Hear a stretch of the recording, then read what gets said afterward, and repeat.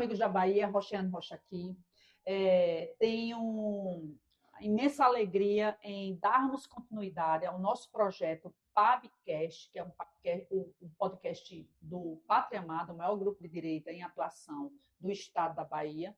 As pessoas acham que na Bahia não tem direita, a Bahia tem direita sim, a Bahia não é totalmente de esquerda, a gente está na contramão e queríamos hoje apresentar aqui um dos nossos integrantes, que é o Gêner.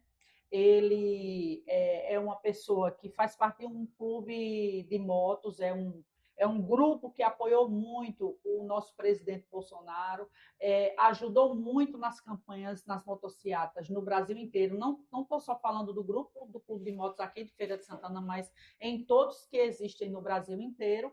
Então, hoje, nós vamos iniciar um resumão da semana. Nós faremos isso toda semana, iremos intensificar. Queremos pedir a você que está nos escutando agora, que está nos acompanhando para nos seguir, para que a gente possa levar essa ideia para o estado da Bahia todo, porque o nosso foco agora, em 2026, é eleger o maior número de deputados de direita no nosso estado e ajudar também na campanha do nosso futuro presidente, o Flávio Bolsonaro. Então, Gêner. Obrigado. Como a gente vem discutindo há algum tempo, né, o Nordeste tem uma forte inclinação à esquerda e começam a surgir grupos de direitas para fazer um contraponto, né?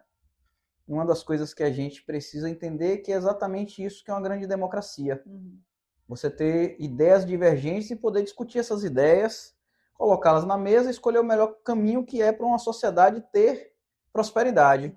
A gente tem 20 anos de esquerda na Bahia e hoje Salvador é a cidade com a maior quantidade de homicídios do Brasil, superou o Rio de Janeiro. E você para pensar, pô, será que está funcionando esse modelo? E a gente acaba pontuando isso no meio em que a gente está inserido, e as pessoas do lado de fora da Bahia acham que a Bahia é toda de esquerda, isso não é uma verdade. A gente tem uma grande população de direita aqui, só que ela estava pulverizada.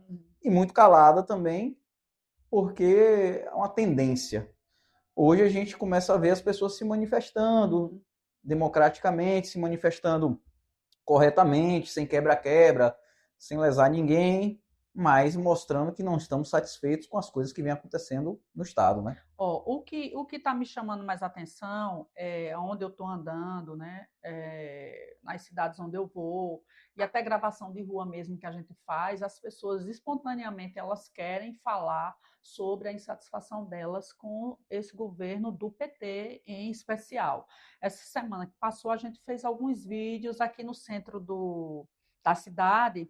E antes da gente mesmo começar a gravar, só na montagem, quando as pessoas viam lá o que estava escrito no banner, que a gente estava montando uma estrutura para falar e eles entendiam o que era sobre política, de livre e espontânea vontade as pessoas vinham, eu quero falar, eu posso falar, eu quero dar minha opinião. Então a gente gravou muito, pegou muita opinião de várias pessoas, até assim, a maioria delas que a gente abordou ou nem precisou abordar, elas falaram que estavam insatisfeitas e que tinha que mudar, que estava muito ruim, que não estava bom, e isso é em todo o estado da Bahia, né? Está surpreendendo, está bem diferente. Graças a Deus as pessoas estão acordando mesmo do cenário de 2022. O que a gente está vendo hoje é que as redes sociais começaram a explicitar a realidade, né? Sim. Quando você tinha, muitos anos atrás, o domínio midiático de apenas um grupo, as pessoas achavam que a verdade era absoluta. Sim. Hoje você tem um contraponto das pessoas fazendo exatamente o que a gente está fazendo aqui agora, mostrando dados, mostrando fatos, e dizendo, você quer isso para ver? Você quer isso para sua vida? Você quer isso para sua família? Você quer isso para a sociedade que você está inserido? E agora as pessoas estão tendo voz. Então as pessoas saíram meio que de um casulo e começaram a mostrar suas opiniões. E contra fatos não existem argumentos. O que a gente olha para a Bahia? Como é que a gente olha para a Bahia hoje? A Bahia é um estado com mais de 19 milhões de pessoas. A Bahia é maior do que a Dinamarca, maior que grandes países da Europa. E a Bahia tem um índice de um IDH muito baixo. E você pensa, é falta de infraestrutura? É falta de educação? É falta de saúde? Na verdade, eu costumo dizer que muito disso vem de uma mentalidade que há muitos anos a Bahia ela é escrava mental. Né? Tem 20 anos de escravidão mental, que é aquela coisa. O baiano em si, quando ele para e raciocina, ele pensa e fala assim, poxa, aumentou a violência, eu não tenho segurança, eu não tenho infraestrutura de saúde, a educação está sucateada, mas muitos baianos continuam votando no PT pelo bolso, pelo carnaval, né? É aquela história do pão e do circo.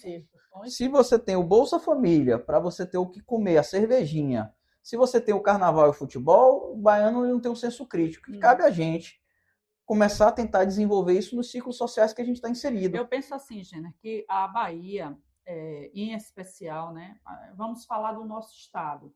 A Bahia, o que eu observo é que é como se as pessoas estivessem dentro, construíram uma narrativa, colocaram as pessoas dentro dessa narrativa, e nós estamos vivendo uma dissonância cognitiva. Depois já é um assunto que a gente vai trazer posteriormente para falar sobre isso. Eu estou estudando mais, me aprofundando mais, porque faz parte da minha profissão também. E essa dissonância cognitiva, ela não está permitindo que as pessoas elas saibam diferenciar, distorceram a moral, os valores que antes existiam no nosso país, e hoje essa distorção ela está colaborando diretamente nessa dissonância cognitiva. Pelo menos é o que eu percebo.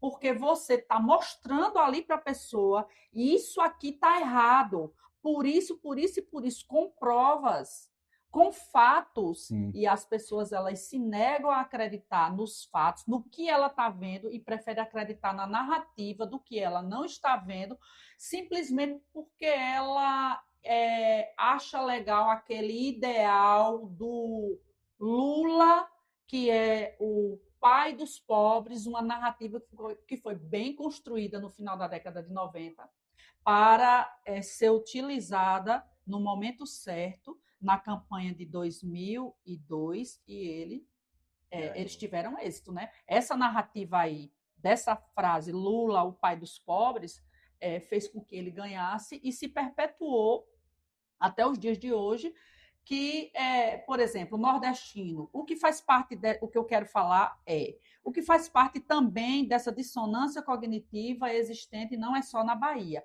mas o nordestino, culturalmente, ele tem uma predileção à gratidão, isso é muito bonito. O nordestino são pessoas que culturalmente eles crescem, com aquela ideia de que tem que trabalhar, que são pessoas que têm que ajudar e serem gratas. Então, essa coisa da gratidão, mais a dissonância cognitiva e a deliberação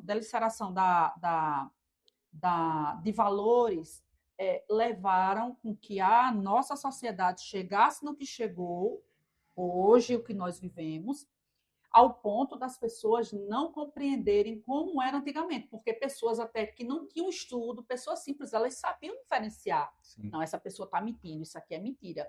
Você mostrava o fato e a pessoa, não, realmente. Hoje elas veem o fato e elas continuam lá, meio que bestificadas, acreditando na mentira.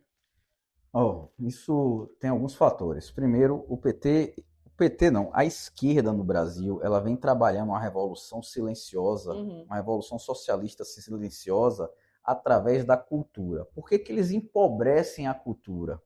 Porque um povo que é governado por emoções, ele se inclina à tomada de decisões menos racionais. Você fala 2 mais 2 é 4, mas se Lula disser que 2 mais 2 é 3,5, por ele amar Lula, ele aceita o 3,5, independente dele olhar o fato. Isso vem sendo trabalhado há muitos anos, há mais de 30 anos. Inclusive, tem uma entrevista na internet de Lula falando que eles não iriam tomar o Brasil pelo poder armado e sim pela cultura. Isso seria feito ao longo dos anos. O que é que diferiu desses últimos anos?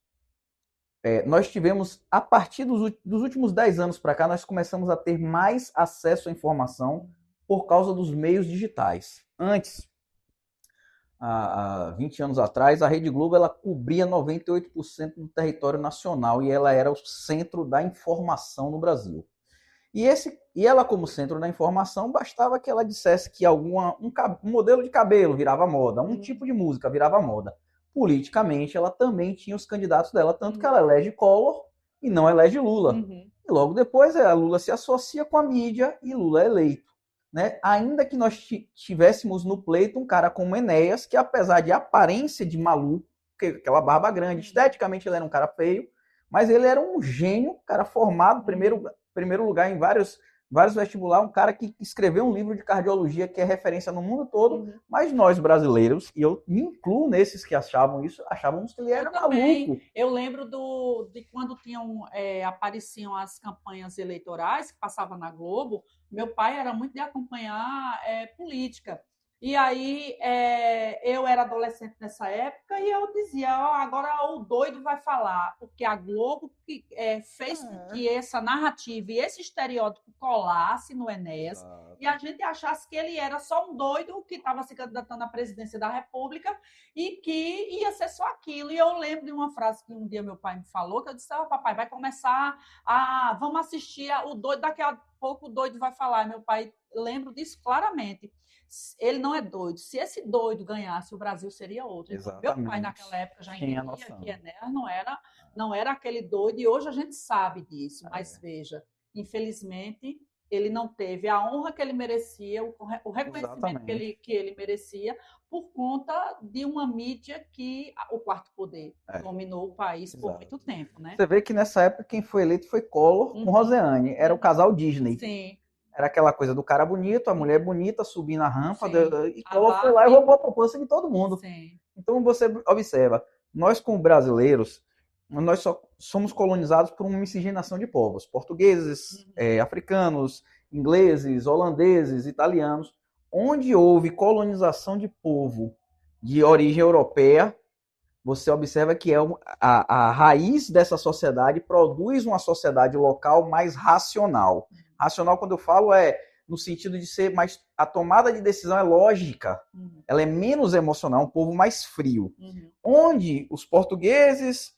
A colonização foi portuguesa, africana, indígena, prevaleceu a tomada, o povo latino, de sangue quente, emocional. A tomada de decisão é emocional. E isso reflete no modelo de sociedade que você vê. Sim. E uma coisa que a gente acaba percebendo, nós como povo não somos um povo politizado. E ao deixarmos a política de lado, dizem nas mesas de bares que política, religião e futebol não se discute. Por causa disso, nós temos hoje um Congresso, um Senado cheio de pessoas que não têm nada de representatividade de sociedade. Estão lá os empresários, estão grandes players de grupos de mídia, farmacêuticos e etc. e tal, e o povo se explode. Mas eles entenderam que o nosso povo, por não ter politização ou senso crítico, se dá se eles derem a este povo futebol, a cervejinha e o carnaval, tá tudo bem. Certo. Vou te dar um exemplo interessante da época da pandemia. Eles cortaram as festas, cortaram os bares, cortaram o direito de se relacionar, de ir e vir, e as pessoas foram para dentro de casa, se sentiram oprimidas e colocaram a culpa em Bolsonaro. E quando você vê isso no longo prazo, logo que Lula assume, acabam os números do Covid da televisão, ninguém mais morreu de Covid a partir de então, liberou o futebol, a cerveja, o carnaval e o povo continua. E você observou que a Covid só começou depois que acabou o carnaval, e quando chegou a época do próximo carnaval, no próximo ano, a partir de janeiro, dezembro, já começou a se ventilar, que estava isso, que estava aquele, para poder... No ano seguinte, o carnaval está lá. O circo, novamente, está à disposição do povo para que eles pudessem ficar livre, leve e soltos para fazer o que sempre fizeram. Exato. E uma coisa que a gente percebe é que isso é um ciclo de 500 anos. O nosso povo é tido como um povo extremamente pacífico. Isso não é ruim, mas é um povo extremamente acomodado. Observe, Portugal levava 20% da nossa riqueza e como taxa de impostos. Hoje nós pagamos em torno de 47,5% para o governo. Isso não retorna para a gente e nós estamos acomodados. Você está ouvindo uma música de fundo porque nós estamos num prédio onde a galera está ao nosso lado aqui com o sonzinho ligado em plena sexta-feira no barzinho e essa galera está pagando 65% de imposto em cada cerveja que ele coloca e ele não liga para isso. Mas foi trabalhado para que ele aquela coisa, eu trabalho a semana toda, mas a sexta-feira à noite, o sábado, minha cervejinha e o meu churrasquinho é sagrado. Então, incutiram isso na sociedade e o objetivo, parece, de vida das pessoas não é mais em estudar, não é mais em você procurar algo melhor para a sua vida e para a sua família. Não, é trabalhar a semana toda para que no final de semana ele vá beber a cerveja e comer o churrasco com os amigos e curtirem essas músicas deploráveis que a gente vê aí. Que assim dá até vergonha de você escutar as letras, é indigesto mesmo, e é isso, eles conseguiram o objetivo de objetivar ou emburrecer a população ao ponto de chegar nesse nível aí. Então, a gente trouxe algumas matérias aqui nesse programa de hoje, o resumão da semana, e vamos discutir sobre essa introdução que a gente fez aqui, tá? Exatamente. Vamos lá. Pode começar aí, Gêner. O governo Lula reavalia taxa das blusinhas em um ano eleitoral. Observe, Lula assume o poder, bota um imposto em todos os produtos chineses que estavam beneficiando, que alguns amigos meus dizem, não, isso é pela indústria nacional. A indústria nacional não ganhou nada com isso. Não houve desenvolvimento, não houve produção, não houve nada. Simplesmente parou-se de comprar mais produtos que melhorava a vida. Você comprava uma blusa aqui que custa R$100 e tantos, comprava por 20, 30, melhorava a sua vida como cidadão. O governo disse, não, eu quero um pedaço disso aí. A blusa passou a custar 50, 60 reais, encareceu, dificultou o comércio. Você passou 3 anos e meio fazendo isso, pegando o imposto. Agora, no ano eleitoral, o Lula vai tirar as taxas da blusinha e vai dizer para o povo o seguinte, eu tirei um imposto.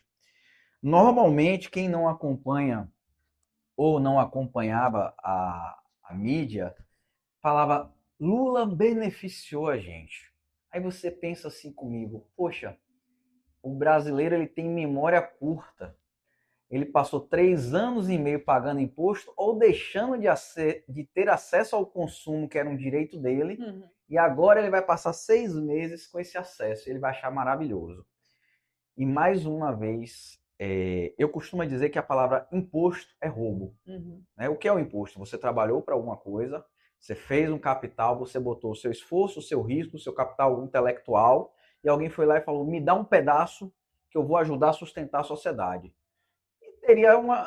Isso seria muito justo se esse dinheiro retornasse, como um condomínio. Sim. A gente se reúne aqui para morar num condomínio, você paga X, eu pago Y, ele paga Z, todo mundo paga aqui, aí a gente paga o piscineiro. Nós todos temos acesso à piscina. O jardineiro que vai lá cuidar do jardim. Exatamente. Né? Limpar toda aquela área lá, né? No Brasil você paga, a galera pega o dinheiro do condomínio, some com ele e você volta comprando jardineiro, piscineiro. E isso é natural. E veja, no condomínio, quando é acordado lá na reunião dos condôminos, junto com o síndico, vai fazer esse serviço aqui. Sim. Tem que ser cumprido aquilo ali, porque Sim. todo mundo tem direito a acompanhar o que está lá sendo depositado, se está tudo certinho, se está tudo ok, né? Exatamente. Por que aqui no Brasil não pode ser tudo às claras, né? Olha lá, o processo de aquele portal da transparência para a gente entender. O portal da transparência é um portal para mostrar quanto de gasto público está ocorrendo em cada área, quanto está se arrecadando e quanto tem de gasto público. Aí o governo, quando ele começa a gastar demais, ele bota em sigilo. E ninguém consegue frear ele, porque o processo do sistema judiciário, o processo do sistema legislativo, o processo do sistema executivo, eles são um clube de amigos e nós estamos embaixo deles, só pagando a conta. Né? E aí é o seguinte, tá certo, o problema é esse. Qual é a solução? Porque o objetivo é o seguinte, qual é a solução? Eu tenho defendido com alguns amigos que o problema do Brasil é a centralização do poder em Brasília. Mas, velho, como mudar isso? Precisava a sociedade começar a se movimentar nessa situação. Só que qual é o maior problema? 50% da sociedade brasileira não está nem aí para isso. Não. Ela prefere ser escravo moderno. Isso é um modelo de escravidão. Né? Você pagar hoje, se você fizer uma conta de 47,5%, dizem alguns estudos que 5 meses do ano você trabalha para pagar o governo. É o cálculo. Só que a galera, qual é a conta que a galera não faz? Você paga 5 meses de imposto e os outros 7 meses, dos outros 7 você volta pagando mais 5 para comprar os serviços que você deveria ter direito que você pagou. Você não tem. E sobram 2 meses do ano para você poupar e para você se entreter. Aí a sociedade brasileira está endividada. Ela é escrava moderna. A escravidão hoje não é a cor da pele, é a cor da mente. É a mentalidade, não é nem a cor, né? Não é a cor, é a mentalidade. Justamente. Nós temos um povo que tem, no mínimo, 50% de escravos mentais. E vai continuar sendo assim, porque antigamente eu achava que o brasileiro não tinha acesso à educação. Mas quando você olha para alguns anos atrás, você tinha todas as bibliotecas públicas. As pessoas não iam, elas iam para o futebol, mas elas não iam para a biblioteca. Hoje a informação está acessível na palma da mão. Mas você abre o Instagram da pessoa, você abre o TikTok da pessoa, tá lá, dancinha, teatro, futebol, mas não tem um Olavo, você não tem um Enéas falando. E você vê, pegando esse gancho aí sem querer lhe atrapalhar, a brasileira que encontrou a cura para o Alzheimer. Exato. Ela estudou por anos, 25 anos estudando, e na semana que foi divulgado que ela encontrou a cura para aquilo ali, veja quantas pessoas não vão ter qualidade de vida, no Brasil, o que estava sendo discutida era a relevância de Virgínia para o Brasil. Não era uma cientista que passou, imagina você ficar 25 anos estudando, comparando célula, fazendo estudo, fazendo experimento, não dá certo, você vai e faz de novo. Aí não dá certo, você vai e faz de novo, aí você vai e tenta de uma forma diferente, depois você tenta de outra. 25 anos e a mulher não desistiu até alcançar o objetivo. Mas o que foi discutido na mídia do Brasil todo foi a relevância de Virgínia. Então é sobre isso aí. O que é que Virgínia tem a acrescentar à sociedade brasileira? Futilidade, um luxo inacessível para os próprios seguidores dela, porque aquela vida que ela vive ali é algo inalcançável. Ela conseguiu, não sei como, um golpe de sorte, sei lá, encontrou uma veia de segmento, alcançou o objetivo. Hoje ela está, se não for bilionária já, viu? Ela tem a competência dela de venda, mas o que nós ponderamos é a discussão assim, ó, qual é o assunto mais relevante? A nossa mídia, ela foca onde você vai ter um senso maior de atenção, porque a mídia vive de audiência. Mas a notícia da cura do Alzheimer, que uma cientista brasileira estudou durante 25 anos e conseguiu, se você... Isso há 30 anos atrás, seria comemorado, essa mulher ia estar na Globo direto, em todos os canais de televisão, fazendo palestra no Brasil todo, o pessoal disputando ela tapa e a notícia correndo, porque é algo extraordinário que aconteceu. Extraordinário. Mas praticamente não se falou disso. Você vê que o Brasil ele não tem Nobel, né? Não tem nenhum Nobel. Enquanto Israel tem vários Nobel. Ela vai ser uma grande concorrente do Nobel, acho que da medicina, sei lá, ano que vem, provavelmente. E você percebe que, assim, a nossa população em si não fala sobre o assunto, né? Voltando à questão da taxa das blusinhas, essa coisa o nosso povo, ele é escravo mental, é um escravo moderno, e a escravidão não está mais na cor da pele, está na mente da pessoa. E isso é reflexo. Essa coisa de discutir sobre Virgínia, mais do que discutir sobre uma descoberta valiosa para a humanidade, é o saldo, é o reflexo, é o resultado da mentalidade de escravos. Pois é, justamente. Isso é fato. Então, você que está nos assistindo, em algum momento, quando esse vídeo chegar até você, saiba que Lula está tirando a taxa das blusinhas durante 6 meses para usar na campanha eleitoral e falar, como o Gêner disse, eu tirei o imposto das blusinhas que não existiu no governo Bolsonaro. Ele, vou falar no modo popular, comeu o dinheiro dos impostos dessas blusinhas, vou falar bem a linguagem popular, durante 3 anos. Para onde foi esse dinheiro? Aí agora, 3 anos e meio, né? Aí agora, esses últimos 6 meses, ele virou bonzinho e vai tirar um imposto, porque ele precisa mostrar que ele está preocupado em você se vestir bem e você economizar. Mas e os 3 anos e meio que ele pegou o dinheiro? Se ligue, viu? Qual é o próximo aí? Próximo tema. Próxima notícia, né, no caso. Essa é ótima. Estados Unidos manda aviso ao Brasil sobre a ofensiva que fará contra Comando Vermelho e PCC. Que aqui tem se discutido nos redutos que a gente vem falando.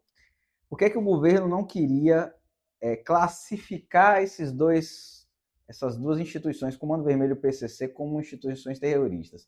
Porque isso dá margem aos Estados Unidos fazer operações militares no Brasil. Mas isso tem um segredinho por trás. Inclusive, eu li nessa notícia hoje.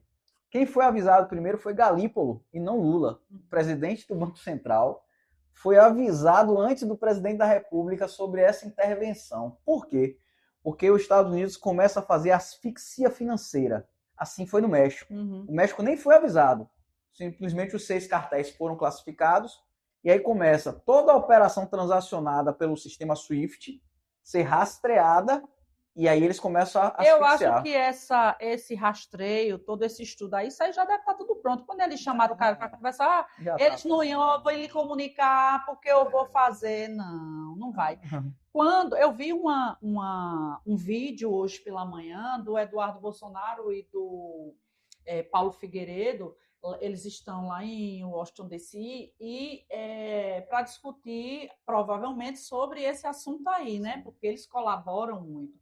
Então, o Eduardo Bolsonaro falou o seguinte, que lá quando eles falam sobre o porquê que o governo brasileiro quer impedir que o PCC e o Comando Vermelho sejam classificados como grupos terroristas, eles não entendem mais por que eles não querem. Por que eles não querem, tipo, vou falar a grosso modo, classificar o combate, é o que vai acontecer, a bandidagem. Por que eles querem proteger a bandidagem? Então, eles ficam assim achando muito estranho porque que um país, um governo, não quer combater o crime organizado, né? Ou será que é porque é aliado, né? Então, sem querer dar nome aos bois, a gente entende que boa parte desse tráfico de drogas, dessa lavagem de dinheiro, beneficia alguns partidos políticos e alguns políticos diretamente. Né? Você tem... Isso já foi demonstrado por diversas vezes em várias investigações da Polícia Federal. Só que elas sempre esbarram em juízes que bloqueiam o andamento ou a punição. A diferença agora é que um país como os Estados Unidos, que transaciona todo o dinheiro do mundo, quando ele intervém, ele diz assim, esse dinheiro não pode ser transferido de um canto para o outro. E aí, na hora que as instituições bancárias brasileiras forem acionadas, elas vão ter que escolher um lado. E, normalmente, elas escolhem o lado do dinheiro. E, nesse caso, vão escolher o lado dos Estados Unidos. Claro. E na hora que os Estados Unidos dizem, olha, Banco Bradesco, Banco Itaú... Essa conta, essa aqui... Ou você bloqueia, ou bloqueia a sua transação global. O cara vai ter que fazer. E aí começa a matar as instituições por asfixia financeira. O sistema ele só respeita o dinheiro. Uma das grandes discussões que a gente tem ouvido falar aí sobre essa próxima eleição entre Lula e Flávio vem crescendo nas pesquisas, é que o sistema financeiro brasileiro não suporta mais 4 anos de Lula por causa do gasto dele. Lula elevou muito o gasto público e agora ele não consegue arrecadar mais. Então, chegou no limite. Que não tem como mais. Né? Exatamente. E aí o sistema financeiro disse assim, a gente precisa tirar Lula. E aí começaram a introduzir Flávio vem conversando nas mesas. Ele é um cara comedido, extremamente equilibrado, polido nas palavras. E aí o sistema financeiro está fazendo uma sinalização com ele. E parece que a coisa está andando. E Lula está retraído nisso, porque assim, Lula, na verdade, assim, toda a esquerda a nível global, ela se beneficia da injeção de dinheiro para ganhar a eleição. Né? E a gente sabe disso. É notório o que aconteceu com Biden, é notório que se acontecia na Venezuela, é notório. Né? Pelo menos é o que se noticia. E quando você percebe que os caras estão indo no coração, que é a asfixia financeira desses grupos, o objetivo, a Faria Lima começa a reagir. Fala assim, os Estados Unidos vai bloquear, vamos reagir, a gente precisa tirar o cara. E eles vão fazer esse movimento, pelo menos é o sinal.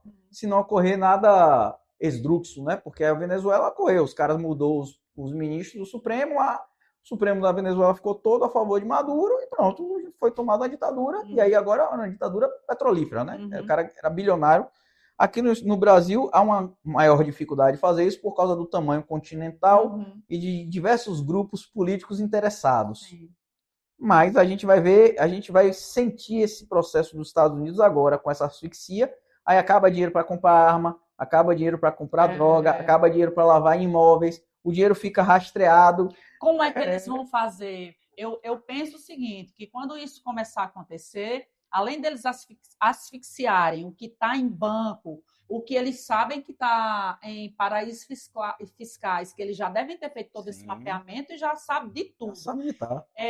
O que é que essas organizações criminosas elas vão fazer? Vão ter que pegar o dinheiro e estar transportando. Então, eu acho que até essa logística vai ser complexo. de eles levarem droga para fora e levar dinheiro em espécie, que é o que eles vão ter para movimentar, vai ficar extremamente difícil, porque eu penso que os Estados Unidos não vai fazer uma intervenção desse porte para não ter um plano para esse tipo de ação que eles vão provavelmente fazer, porque como é que eles vão estar se mantendo se não tiver o dinheiro?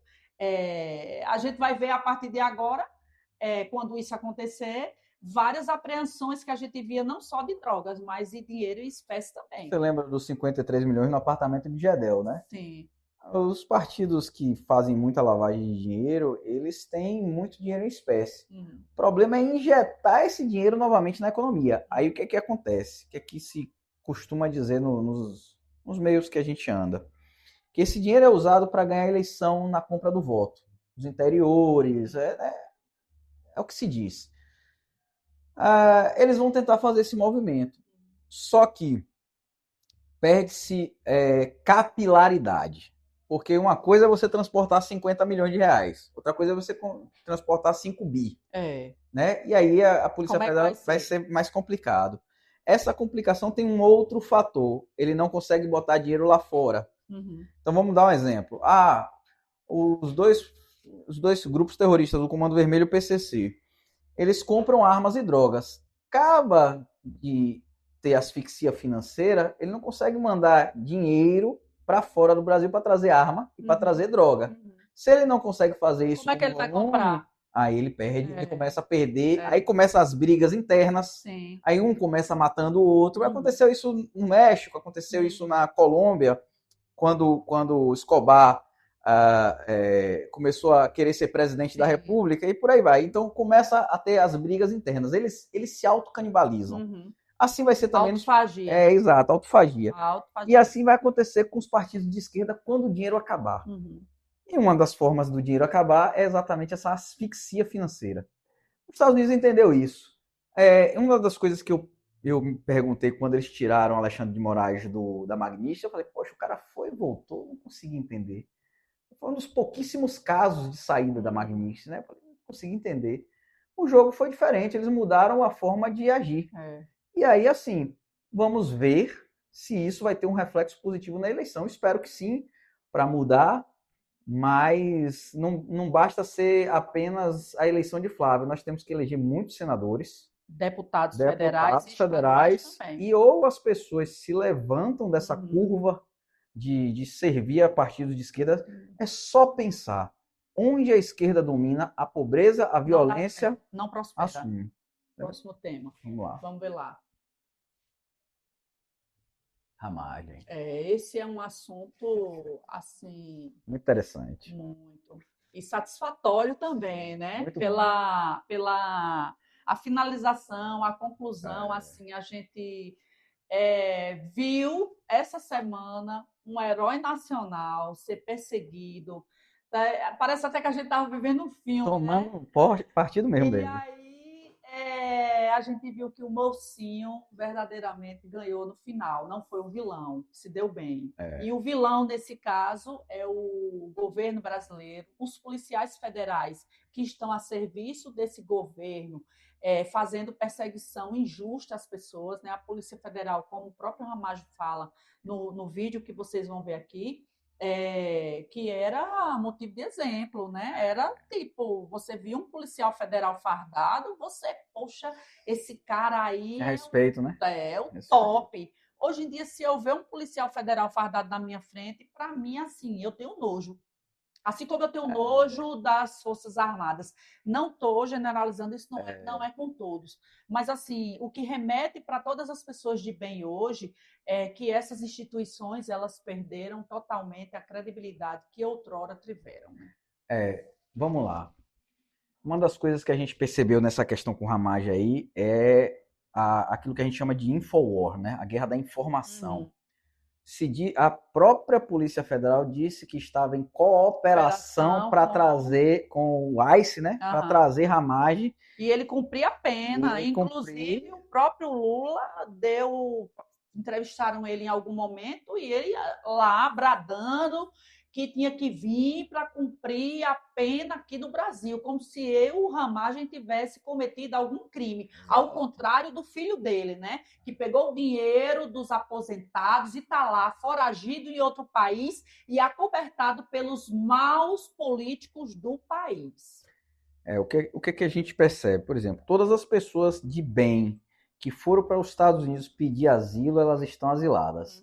Você tem Alan dos Santos, você tem Figueiredo, você tem Eduardo e você tem Ramagem, entre outros. E tem o Lacombe também. Lacombe foi embora daqui do país, um jornalista reconhecidíssimo no nosso país. Foi Juliana, embora. Grilo, né? A Ludmila Lins Grilo, aposentaram uma juíza brilhante como ela, impediram uma carreira de uma jurista assim, de excelência, e ela teve que ir embora do Brasil.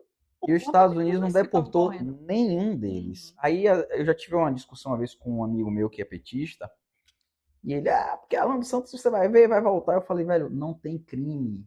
Lá, opinião não é crime. Então, todas as pessoas que estão sofrendo esse tipo de processo no Brasil, quando a Polícia Federal apresenta isso, a Justiça Brasileira pede extradição, a Justiça Americana entende que não há crime e não deporta. Você viu que tem um empresário também que está lá detido, mas eles não vão deportar também, porque ele não sei quem. Pediu, saiu aí ele é de Minas Gerais. Sim. E ele nem foi no dia 8, ele só assim ficou à frente do quartel lá em Minas, ajudou, mas não foi para Brasília nem nada. E aí ele foi para os Estados Unidos quando viu que poderia sobrar alguma coisa para ele, e de fato sobrou, e ele foi condenado e está lá nos Estados Unidos, e até agora também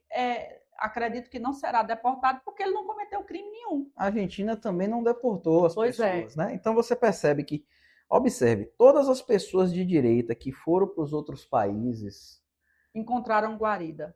Encontraram guarida quando analisaram os processos que a Polícia Federal, que a Justiça Brasileira apresenta para esses países, os caras, não, isso aqui não é crime. Então, assim, é difícil você conversar com um petista, um esquerdopata, porque ele vai replicar a informação, que a narrativa está sendo construída pelos blogueiros petistas, pelos jornalistas e por mais pessoas que são pagas para falar isso. Mas quando se criva isso com a verdade, ou criva com países de primeiro mundo, onde a justiça acontece realmente, você vê, Maduro está preso nos Estados Unidos, né? Está preso seriamente. Dizem que vai delatar um monte de gente aí, etc. e tal. Você tem Carvalhal, aquele Hugo Carvalhal, delatando um monte de gente. Esses caras estão presos. Quer ver um outro cara? Aquele cara, José Maria Marins, foi preso pela FIFA. Foi. Acho que na Suíça. Até hoje preso. Acho que ele foi para prisão domiciliar por causa da idade, mas ele é preso. Ele está preso no país, se não me engano, ele foi preso na Suíça. E não teve essa coisa de ficou preso. Mas as outras pessoas de direita que estão buscando um país melhor, com seriedade. Ele estava, na época, acho que morando em Mônaco. Prenderam ele em Mônaco. Exato. Eu não estou enganada. E se não me engano, ficou preso na Suíça, se eu não me engano. Mas é isso. As pessoas que realmente cometem crime, esse cara estava envolvido com lavagem de dinheiro na FIFA. Esse cara ficou preso. Agora você vê, Lacombe está solto, Alan dos Santos está solto, soltaram Ramagem. Oswaldo Eustáquio está solto. Pois que disseram que ia extraditar, né?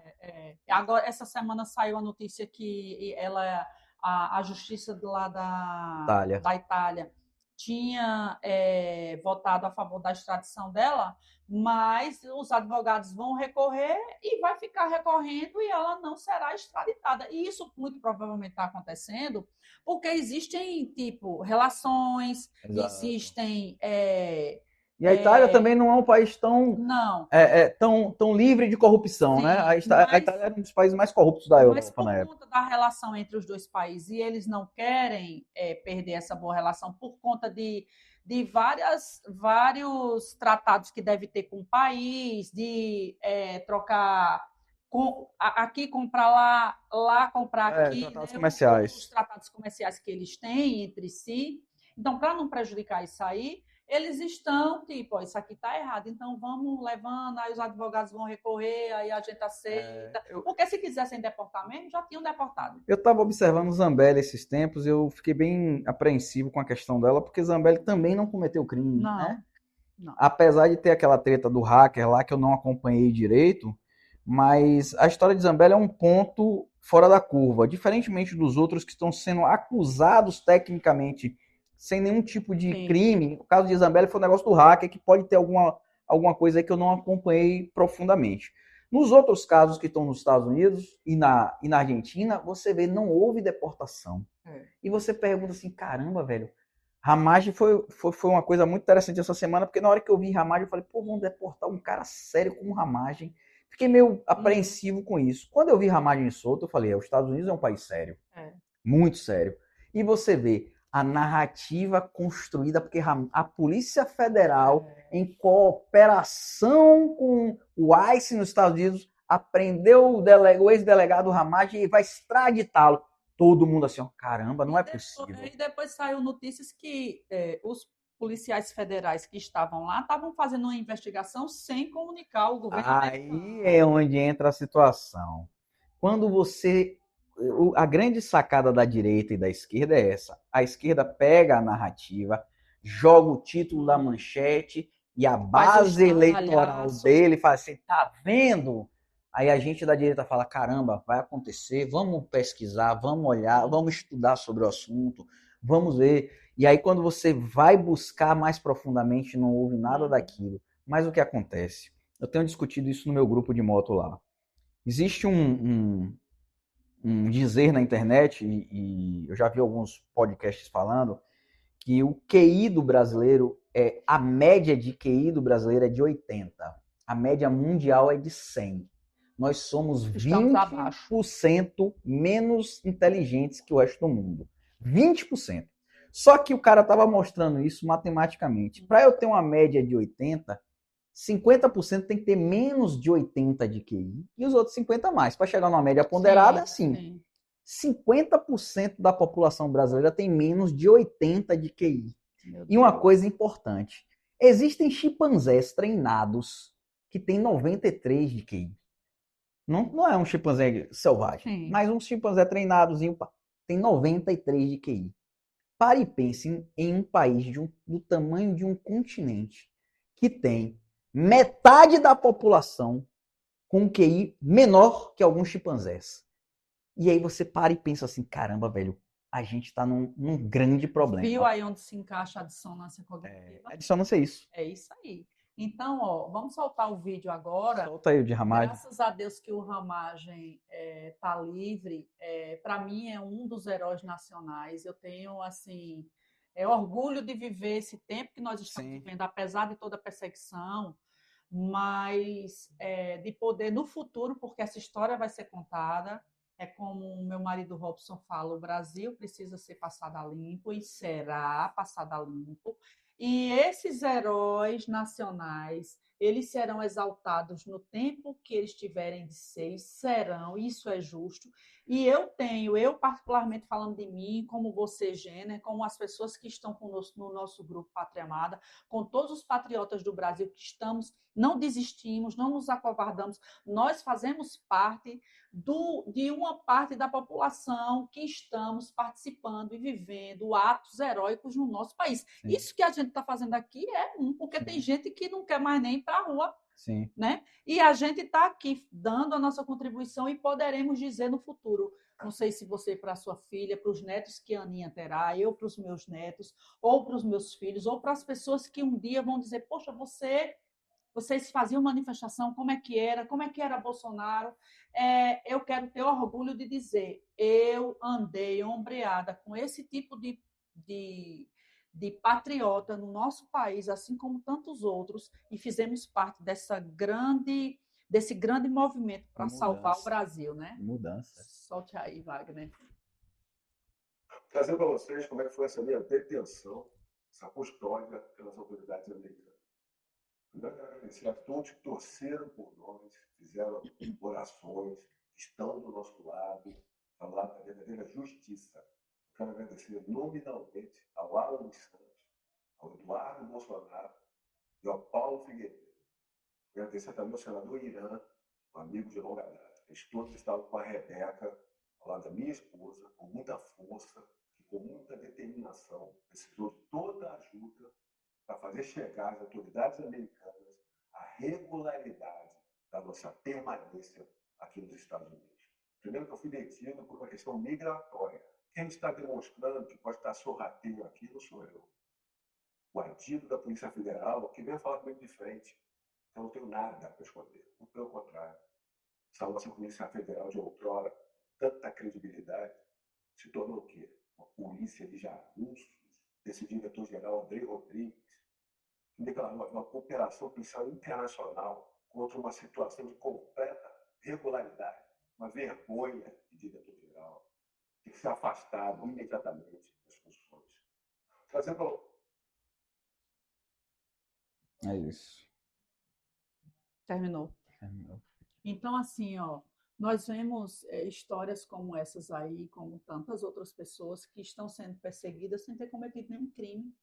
Mas, volto a dizer, o nosso país será passado a limpo. E nós, talvez a gente não veja o que a gente está lutando hoje para alcançar, mas se a gente tiver em nosso coração firmes propósitos de que nós fizemos a nossa parte, nós teremos um país melhor, né? Vai demorar essa reconstrução? Vai.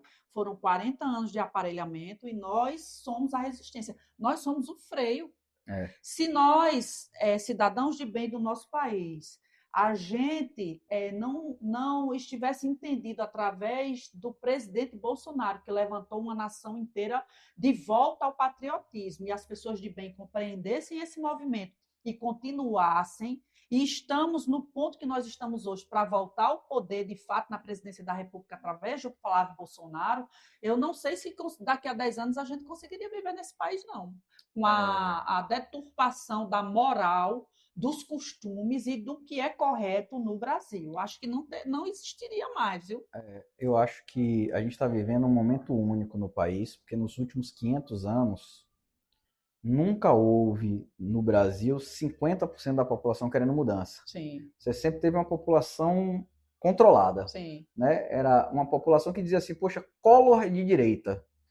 A CM é de direita, Fernando Henrique Cardoso é de direita, e a gente acreditava. Rapaz, a gente achava que a Aécio Neves era de direita, entendeu? Meu irmão. Você não entendia que era direita. O Bolsonaro tirou a gente da lama. Exato. A gente estava na lama, literalmente, lama de entender qual era o jogo político. A gente se afastou da política. Eu posso falar disso. Meu pai era político, eu cresci no meio da política, mas eu não queria saber de política porque a política estava diretamente associada à corrupção. Então, quando você ouvia a política, você sentia logo nojo. Não, aí é muita corrupção, os caras é tudo ladrão, não quero me meter nisso. Aí, quando chegava a época da campanha, o que era que a gente fazia? Quem tinha um pouco mais de esclarecimento sobre isso?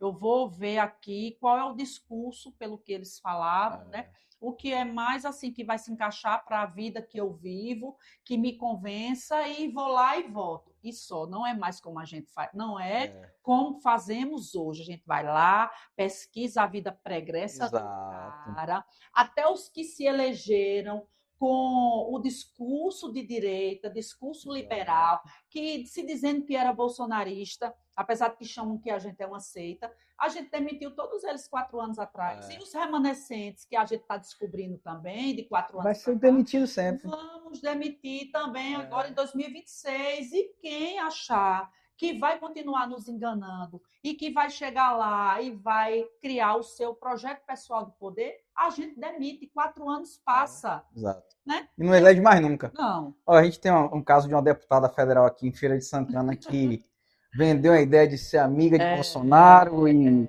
A eu sou federal de Bolsonaro. a federal de Bolsonaro. E aí, poxa, vamos fazer uma campanha e elegeu como a deputada, a mulher mais bem votada da Bahia. E aí foi para lá para dentro e se corrompeu. Uhum. O que a Em gente... menos de um ano, eu menos de acho. um ano. Acho que, mesmo que, né, se corrompeu. E a gente pensa assim, caramba, velho, onde é que a gente errava? Né? A gente não tinha politização. A gente começou a amadurecer politicamente. Hoje, nós olhamos o comportamento social da pessoa antes da eleição. Quais são as empresas, quem é a família, qual é o comportamento dela na sociedade, o que é que a sociedade vive. Isso é garantia de que a pessoa não vai se corromper? Não.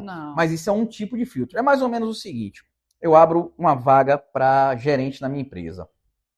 E ele vem e traz um currículo. Trabalhei em tais lugares, tenho tanto de idade, sou formado em tal faculdade, etc e tal. Vou olhar e trabalhei em tais lugares aqui, vou ligar para os lugares, e aí fulano foi bom, fulano, beleza. Eu posso garantir que esse cara não vai me roubar? Eu não posso. Eu fiz um filtro. Agora, se ele me roubar, eu vou demitir ele. Então, o que é que a gente precisa pensar como cidadão? Quem são os políticos que nós estamos elegendo? Quais são os motivadores desse cara? E dentro dos 4 anos que ele está lá, a gente precisa acompanhar e cobrar. Nós não podemos entregar a chave do cofre para esse cara e deixar ele lá. Agora, nós temos um sistema democrático, se defende muito a democracia no Brasil, mas o nosso modelo de democracia é corrompido. Ele é corrompido pelos modelos partidários, você não pode se candidatar sem partido, você não pode fazer isso. Bolsonaro defendeu isso, não pode se candidatar, isso já é um erro, que acaba virando cartéis.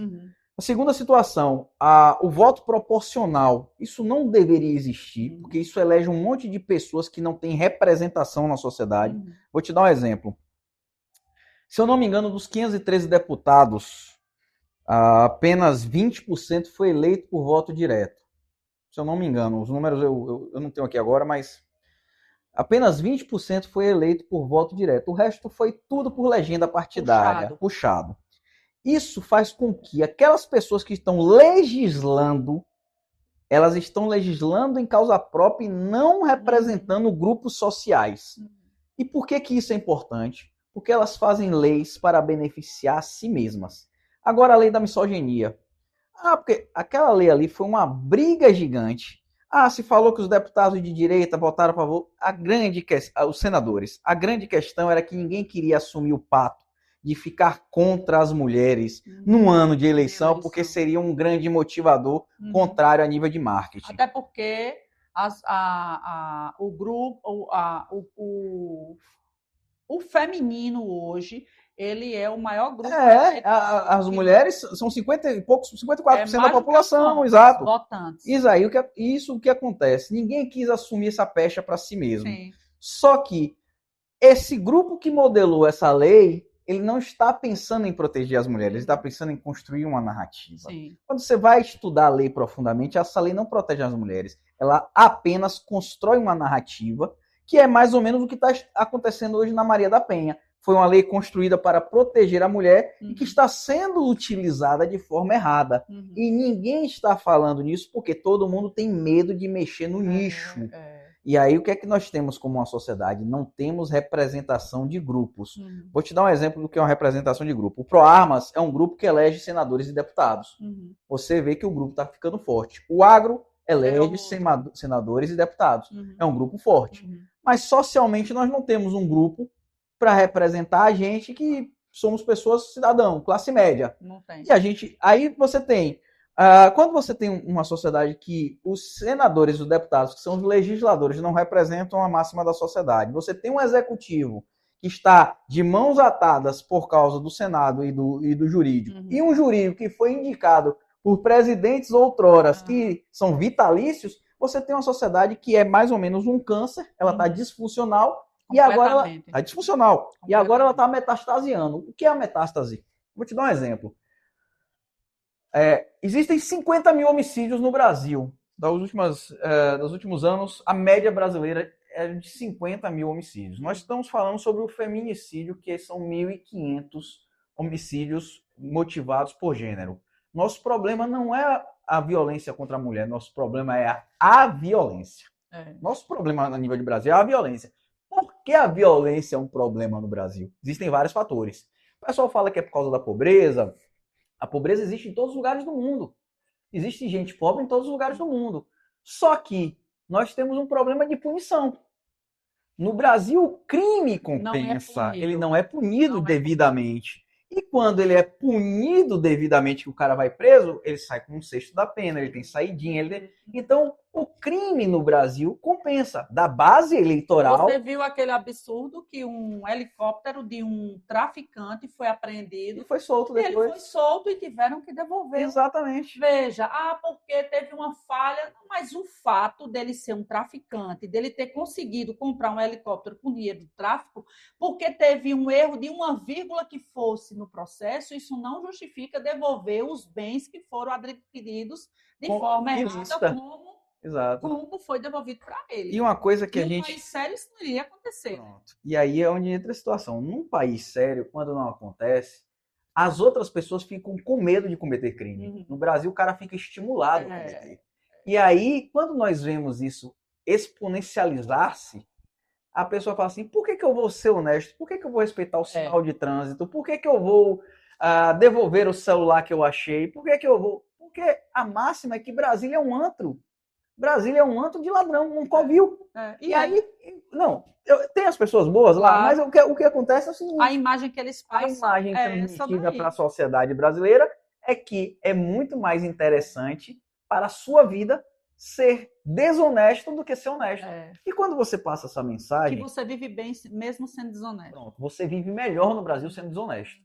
Aí... Quando você passa essa mensagem, a sociedade, ela metastaseia. O câncer, ele começa a matar o paciente. O paciente é o Brasil, está sendo morto. E aí, quando você vai olhar para o Nordeste, para o Norte, é como se ali já estivesse apodrecendo mais. Eu sou nordestino, eu sou feirense, eu sou baiano, e eu olho para o meu estado, olho para a minha cidade, olho para a minha região e falo assim, caramba, velho, o que fazer para mudar a mentalidade? Porque eu já votei em Lula. Eu acreditava, em 2002, eu acreditava que Lula era um grande estadista. Eu também. E eu falo assim, caramba, velho, como a gente era ignorante. Só que é o seguinte, observe. Você falou uma palavra certa. Nós fomos enganados. Agora, ser ignorante é escolha. Ignorância é do ato de ignorar. Eu não ignoro. Você é bolsonarista. A gente ignorou tanto que, por exemplo... Eu comecei a ver uma movimentação muito estranha, votei em Dilma, mas na reeleição dela, que estava aquela época da Copa, da construção dos estádios, eu só era direto, lembro disso, passava direto no Jornal Nacional, o estádio, não sei da onde, teve mais um adido, porque eu ficava pensando, rapaz, o que esses engenheiros lavando nesses cálculos da construção desses estádios, o que porra é essa aí? A lavagem do dinheiro. E aí, assim, era constante. Quando passava 15 dias, um mês estava de novo, mais um cálculo, mais dinheiro. E aí eu disse, não dá para votar mais nessa galera.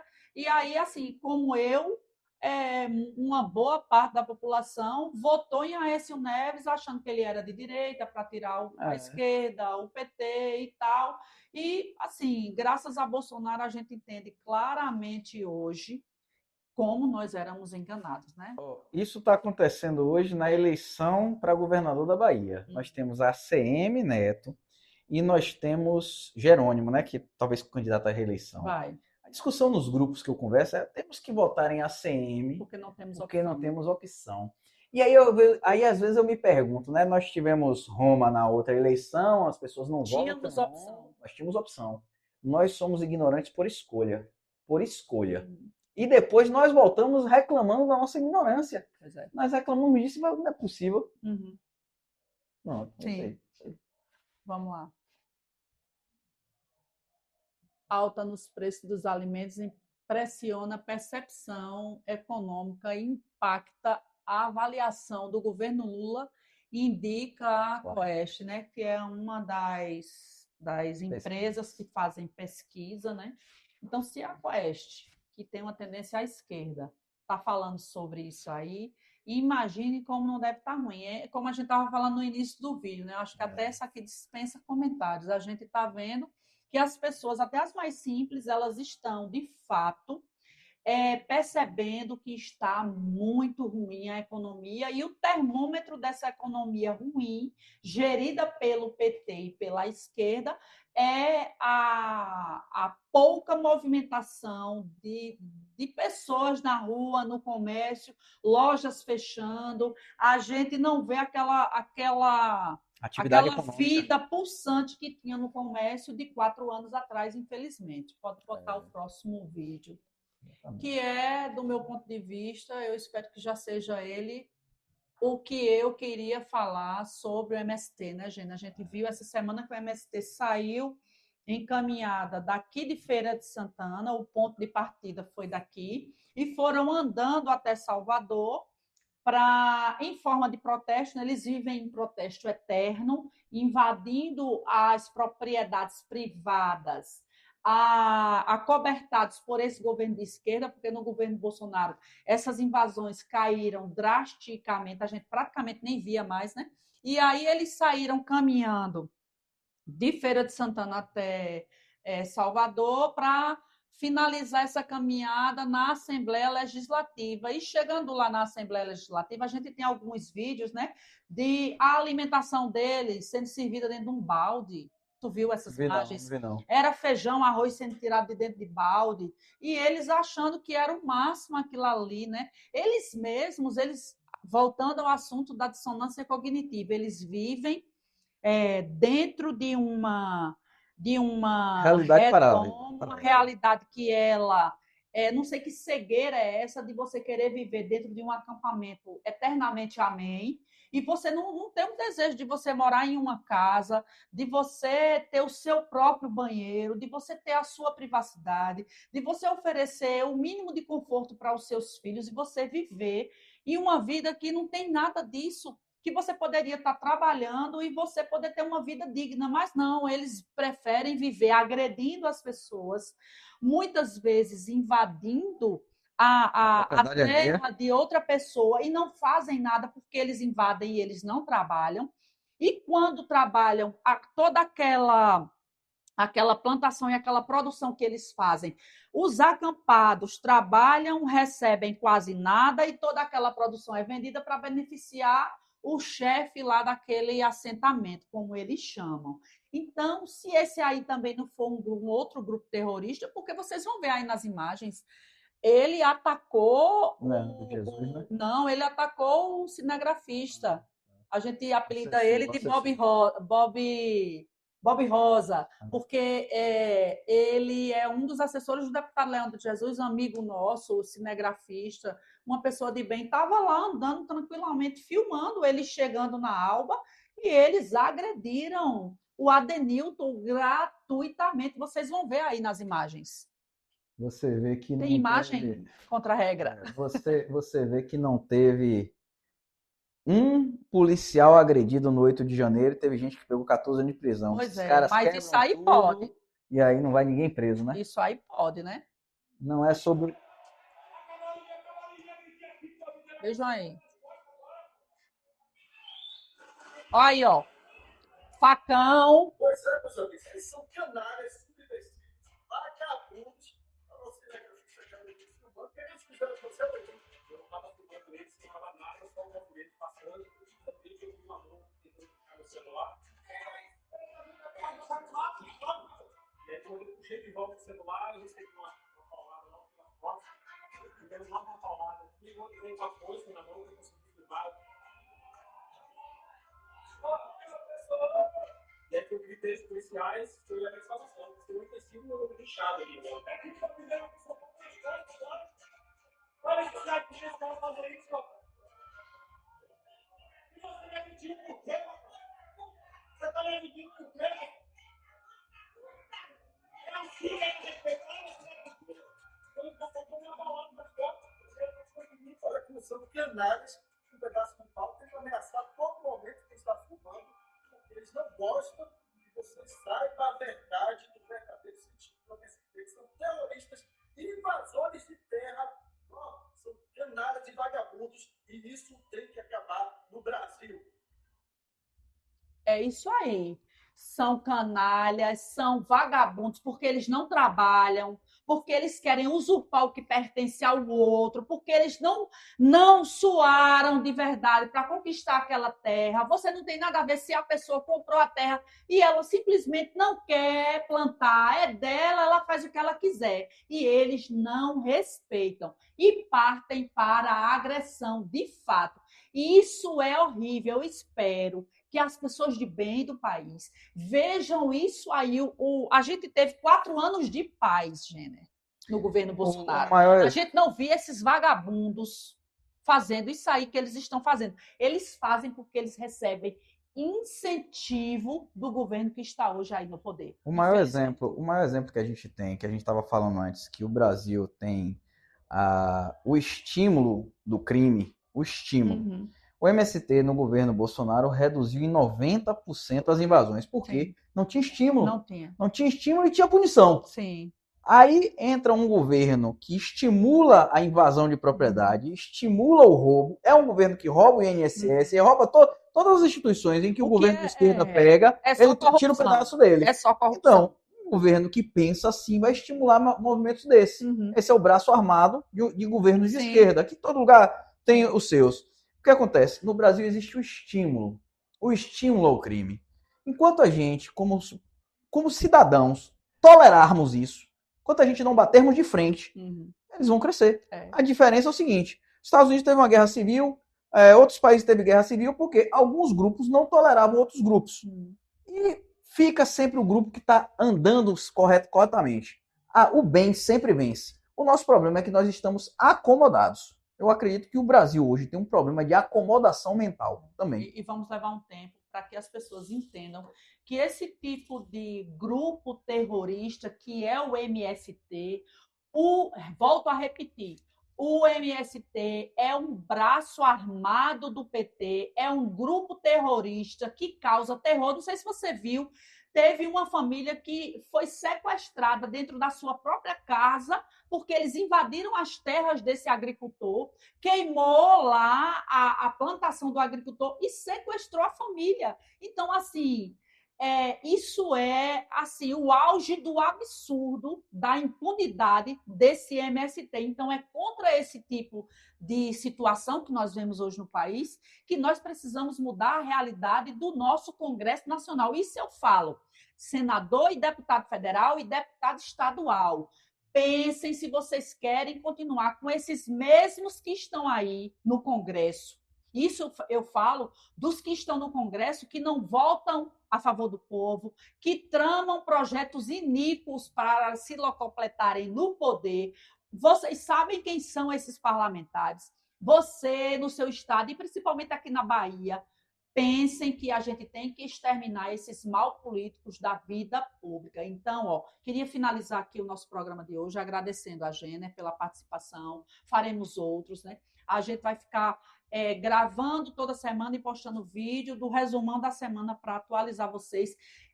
Se inscrevam no nosso canal, nos ajudem. Nós somos um grupo de direita aqui da cidade de Feira de Santana, o maior em atividade da Bahia. Pensar que há 6 anos atrás não existia nada disso aqui que nós temos, né? Verdade. Isso é uma vitória, nós somos a resistência de fato. Então, você que está tendo agora acesso a esse vídeo que nós iremos postar, por favor, e quiser nos ajudar na sua cidade, aonde o seu vídeo chegar, nós vamos deixar um número de WhatsApp para que você entre em contato conosco, que nós iremos lá na sua cidade para fazer o movimento de direita crescer em seu município. Se você tem esse desejo, nós vamos lá aonde você está e vamos ajudar você a organizar o grupo de direita no seu município para que a gente possa fazer a campanha do nosso presidente Flávio Bolsonaro e dos parlamentares de direita que querem, de fato, lutar contra tudo que é de ruim que existe aqui no nosso estado e no nosso país. Então, já anota aí, 759-8205-1010. Entre em contato conosco e a gente vai até você para que a gente possa fazer esse mesmo movimento na sua cidade e fazer com que essa roda da mudança ela gire em todo o estado da Bahia e vamos para Vitória em outubro de 2026. Obrigada, gente. De nada. Valeu. Valeu.